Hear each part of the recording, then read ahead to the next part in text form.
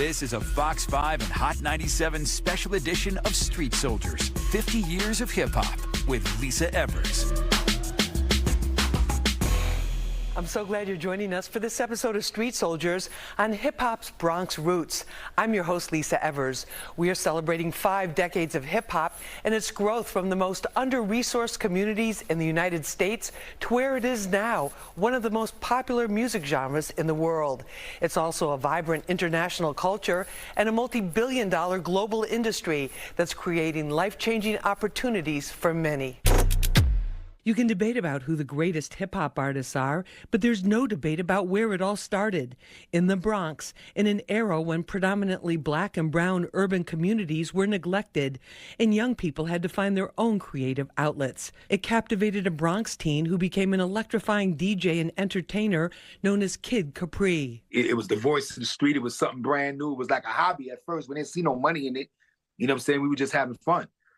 And then when we seen the money, that's when we knew it was something that was going to be here. And that's what kept me there. The Bronx launched many great artists, DJs, and styles of dance, graffiti, and clothing, all coming out of a time and place where living conditions were harsh and negative influences everywhere. AllHipHop.com CEO Chuck Creekmur has played a pivotal role in documenting hip-hop's incredible journey. To know that this rich culture that fused together several elements into one culture started there and then became like a virus across the whole world, and a positive virus, I might add, you know, one that was based on fun, unity, you know, love. In honor of the 50th anniversary of hip-hop, the Universal Hip Hop Museum in the Bronx is sponsoring a year-long series of events and displays in its pop-up exhibition space. Ground has been broken for the permanent museum, but construction won't be fully completed until late 2024. It's been a labor of love, more than a decade in the making, for Executive Director Rocky Bucano. The vision is to create a permanent home that celebrates all of hip-hop. All of the different elements, not just the music that people hear on the radio. Let's get into this with our special panel. Joining me for this conversation, Rocky Bucano. He's the Executive Director of the Universal Hip Hop Museum. Rocky, great to have you with us. Glad to be here. Thank you so much. Also with us, the one and only Kid Capri, the world's greatest party rocker. And he's got a new album out called The Love. Kid Capri, thank you for being with us. Thank you, Lee. Appreciate it. Also with us is Chuck Creekmur. He's the CEO and founder of AllHipHop.com. Chuck, great to have you with us. Thank you for having me. Great to have you. Chuck, what is it about the Bronx, or what was it about the Bronx that you think made it a fertile ground for hip hop to grow and take root? You know, and I've said this before, I think that the Bronx was a special gumbo of all types of circumstances in the country, in New York City, and the response to those situations created the culture. And for me, I'm just like a kid in a candy shop when it comes to hip hop in general, but the Bronx has a special place in my heart because that's where it all started. And that's where, for me, you know, some of the best artists, as well as, you know, not only just hip hop artists, rappers meaning, but you know, artists, period, came out of the Bronx. Some of them didn't get the credit that they deserve because some of them predated the records. Some of them predated even the media and things of that sort. But right now, with hip hop turning 50, we're all taking a look back and really uplifting all of the icons that came out of the Bronx and New York City. No, definitely. Kid Capri, world's greatest party rocker. Tell us about what it was like for you getting started. Like, how did you just even get started in this back in the day? When I started, I was a real young kid, and I seen somebody playing dice, a guy named Joe playing dice on my block, and he kept going, yes, yes, y'all, throwing the dice to the beach, y'all. And I'm looking at him saying, what does he mean, yes, yes, y'all, to the beach, y'all? He kept saying this little rap. So that Friday, I went to a party in the community center. I seen a guy named DJ B-Ward playing. And I was stuck. I was just amazed. I didn't go to the bathroom. I ain't dance with no girls. I ain't do nothing. I just watched this guy. And I ran home, told my mother I wanted to be a DJ. She didn't know what I was talking about. At the time, we didn't have a whole lot of money. So she bought me a little tape deck and a mixer that had no headphone hole. So when I got this mixer, I had to guess all the spots on the records because I had no way of listening to it. And that's what made me better than all the older dudes in the neighborhood. So that was my introduction right there. And I never looked back. I never said I'm gonna have another job to fall back on. My mindset was I'm gonna make it. That's it. And you have made it, and you keep making it, which is really wonderful. We're going to find out about that in just a moment. Rocky, there was talk for years about a hip hop museum, and it took a lot of there were a lot of false starts, a lot of different groups and entities trying to get the whole thing together. Tell us about what you did to make this work and make this a reality right now. You know, I didn't really do anything truly special. It was just, I think it was, a combination of all my different skill sets that allowed me to kind of like navigate the different terrains to, to really make a development of a museum even possible. People don't really understand how difficult it is to get a project like this started. And, it takes a lot of perseverance. It just doesn't happen overnight. We've been working on this project for 13 years. And in the very beginning, no one really wanted to know anything about a hip hop museum. And I think partly the reason for that was because hip hop, as you already know, is turning 50. So it's still very young. And 13 years ago, it was even younger. Right. And, people was like, what do you need a museum for? Hip hop is not even old, so, but, when I explained the vision and that it's all about preserving everyone's legacies and their contribution, it took a minute for it to sink in, but we finally got it here. And, no disrespect to all the, other organizations that tried to establish a hip hop museum. It takes a certain kind of business acumen in order. Well, and also you've been involved in entertainment too, and the radio business, and had seen a lot of it firsthand. Chuck, when you look at this 50th anniversary and you look at just where it wasn't that long ago that hip hop was really not taken that seriously, except by people in the culture who really, really loved it. Yeah, I mean, it's really a testament to the intestinal fortitude that hip hop has, just to keep going. I mean, it really just started, the tone was set definitely in the Bronx, where you don't give up, you don't stop, you keep going. Even the peace, love, unity, and having fun aspect of it, all of that was set right there in the Bronx. But for it to continue on for 50 years after being dismissed as a fad, being written off as just, a non-art, people calling it garbage, trying to just put it down, for us to come through, dominate, just and make sampling an art and make, poetry an art, even graffiti, it's an art now. It's respected as an art. That was all hip hop, no pun intended, but it wasn't respected until we forced it. And if you know anything about respect, it's really never given. It's almost always taken. And that's what we do. That's how we do it. And I appreciate it. It's given me a life that I dreamed of a really long time ago, and not figuring out what I wanted to be. Okay, Capri, give us a sense of when you were starting out, like the party atmosphere. I think that's one of the things too, like people really need to understand, like that party atmosphere on the streets. It's like we feel like, wait a minute, okay, there was a party on every block. There were these great big, there were these battles. What was it like for you when the first time you were performing out there, at the community center, at a street corner? Tell us about some of your first times. Being up there and having attention for people to stop what they're doing and watching you, that's a blessing within itself. I watch people get on stages and people have their back turned on them. They'll be on their phone, they'll do whatever they're doing. So to be able to have that attention and grab that and sustain it, it's a blessing. It's something I don't take for granted. I wake up every day thanking God for it. To be here as long as I have and still stay as relevant as I have from doing that. No, I'm doing the right thing, but I've seen a lot of people come and go. So hip hop is the one genre of music that once they turn their back on you, is over. So you have to stay on top of your game. It's definitely a challenge to be in it. But once they love you, and they have your back, you can be here forever and do your thing and create opportunities for other people. That's what's important, to be able to create opportunities for other people and not expect anything from it, but just the satisfaction of knowing that people are living their lives from something that you created or something that you could plug them into and they could go on and be able to do something with their lives.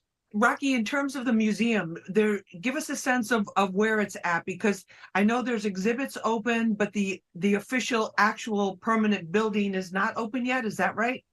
Yeah, the official museum doesn't open until the end of 2024. We have a beautiful exhibit open that's called The Revolution of Hip Hop, which is located at the Bronx Terminal Market.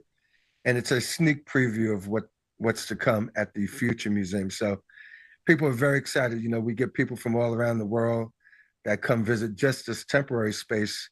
And when they come to the temporary space, it really gets them excited about the future museum. So it's really great.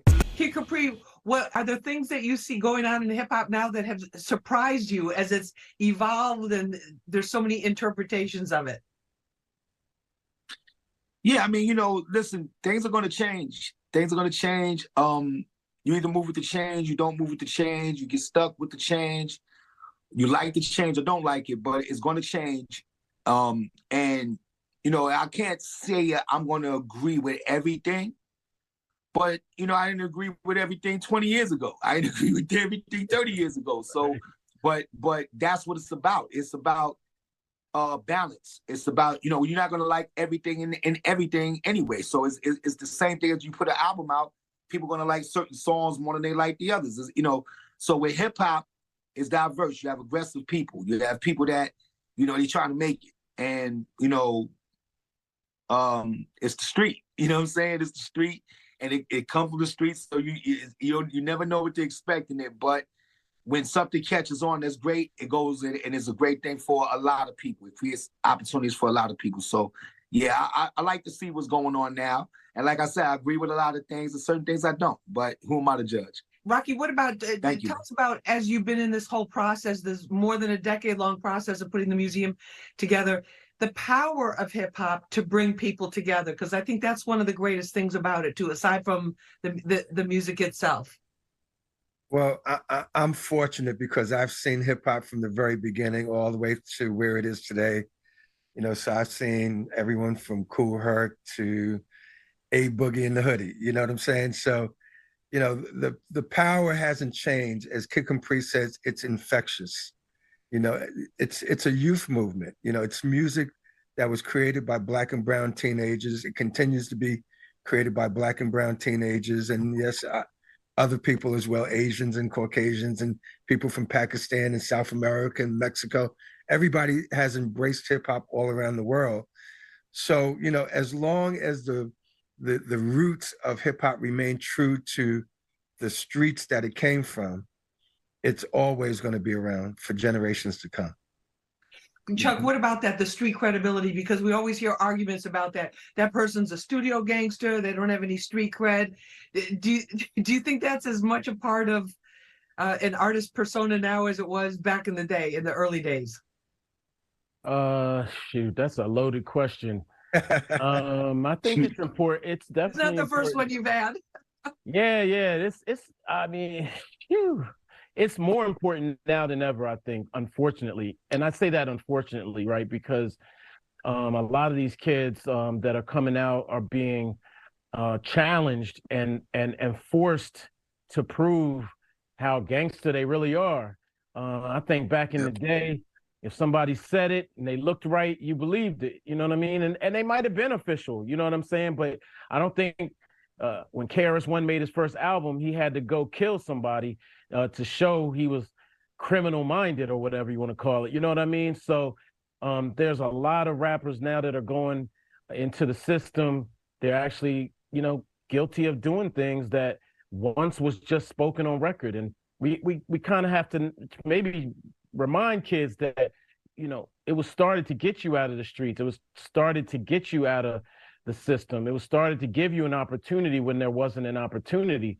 So now they're getting opportunities and losing the opportunity to prove to anyone, whether it be the internet or their block or whoever, that they're real. It might sound cliche, but that's just how I see it right now. How do you feel, Kid Capri, as a dad, about the power of hip hop, like the true hip hop, just to make, like Rocky said, make everybody feel better? Yeah, I have two daughters. And I tell you this, it's hard. I worry sometimes. I got to be honest. I worry about my kids. I worry about other children and stuff like that. I remember when telling somebody, move your son. Your son's moving a little while. I am moving, and not long after he was killed. It's hard. It's different right now. It's hard. I can't really predict how it's going to go, but I know that right now, what's going on in the world right now is just different, and I'm real concerned about how the kids are moving out there. What's going to happen? How's the streets going to be? Like, what's going to be the next best, the next thing that we're going to be sitting here holding our head like, why did this happen? It's a constant thing. And since the pandemic, it's been like that. Seeing all the different entertainers, passing away, and all the gang violence going on. It's a little crazy, but we have music to try to keep our mind away from it, and that's what holds us together. Chuck, is there a lesson the American culture as a whole can learn from hip hop at this time, you think? Is there a lesson?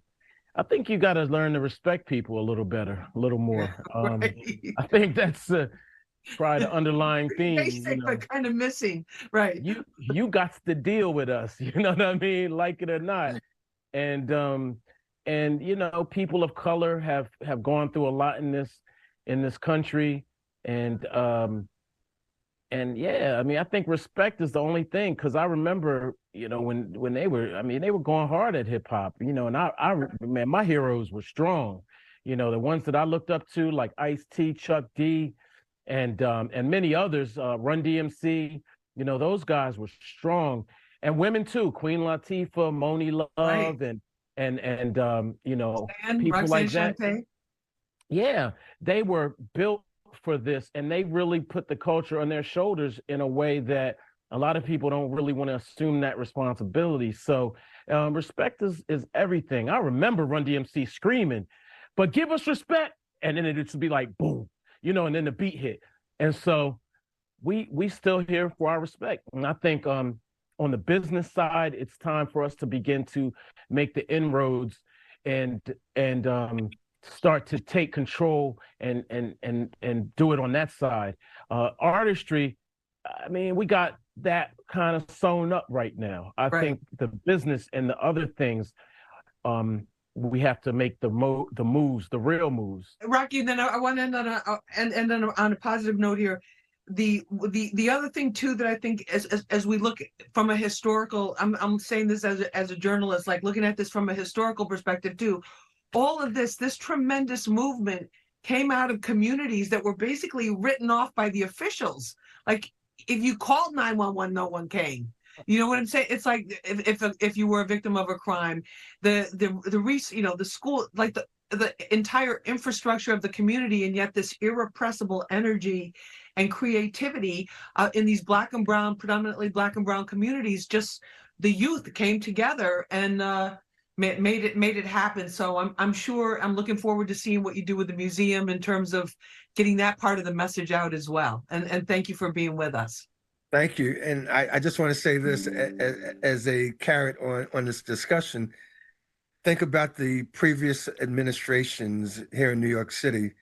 We had an administration, and I don't want to name the mayor's name, but they had a police task force that was trying to crack down on hip hop. Right. And today we have a mayor that calls himself the hip hop mayor. So a big change in attitude. And I really think that that's what we need in order to really address the underlying problems that we have in our communities. Thanks for joining us for this episode of Street Soldiers on Hip Hop's Bronx Roots. You can watch it again and share it on our Fox 5 NY YouTube page. Remember, use your mind. It's your best weapon. I'm Lisa Evers. Let's push for peace, love, and justice for all.